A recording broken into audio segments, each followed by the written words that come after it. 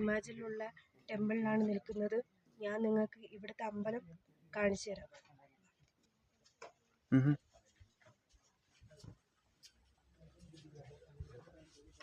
ആദ്യമായിട്ടാണ് ഈ അമ്പലത്തിൽ വരുന്നത് കൊണ്ട് വല്ലാത്തൊരു സ്റ്റാർട്ട്. നമ്മളെ കേരളത്തിനെ പോലെയൊന്നും അല്ല, ഡിഫറെന്റ് ഒരു അമ്പലമാണ്. ഞാൻ കാണിച്ചു തരാം നിങ്ങൾക്ക്. ഉള്ളില്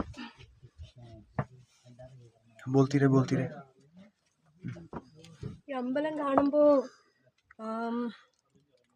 കണ്ടോ നിങ്ങള്, ഇത് അമ്പലമാണെന്ന് തോന്നിക്കുന്നില്ലല്ലേ? എനിക്ക് ഇവിടെ വന്നപ്പോ ഭയങ്കര ഒരു സന്തോഷം പോലെ, മനസ്സിന് എന്തോ നല്ലത് വന്നതുപോലെ തോന്നുന്നു. നമുക്ക് അമ്പലത്തിലേക്ക് പോകാം.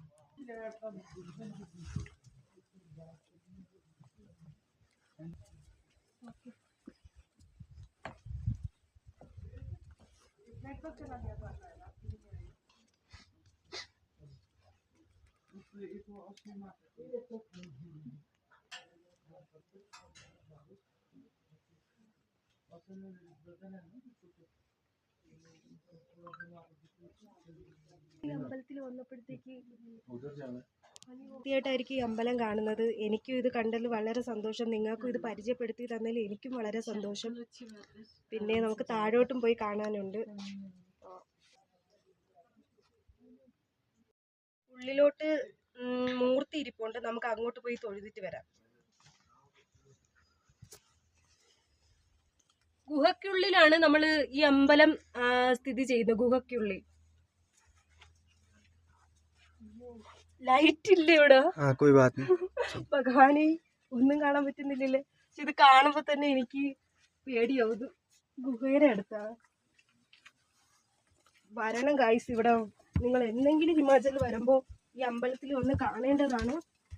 ഗുഹയുടെ അകത്താണ് മൂർത്തി ഇരിക്കുന്നത്. അയ്യോ ലൈറ്റ് ഇല്ല. ഇവമേ ലൈറ്റ് ഇട്.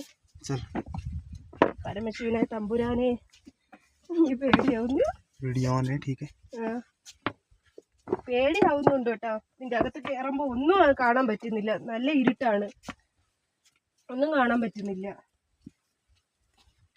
അയ്യോ എന്തോന്ന് തണുപ്പ്, നല്ല തണുപ്പുണ്ട്. ശിവ ടെമ്പിളിൽ വന്നിട്ട് ഇങ്ങോട്ട് കാണാൻ വന്നില്ലെങ്കിൽ പിന്നെ അതെന്തോന്നാണ്, കാണാൻ പേടിയാവുന്നുണ്ട്. മൂർത്തിയാണ് ഇരിക്കുന്നല്ലേ? എന്തായാലും ഇവിടെ വന്ന് കാണാം,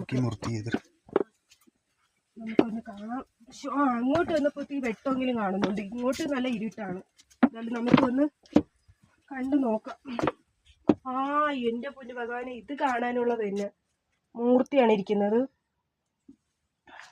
ഇവിടെ ലൈറ്റ് ഇല്ലാത്തോണ്ടൊന്നും കാണാൻ പറ്റുന്നില്ല.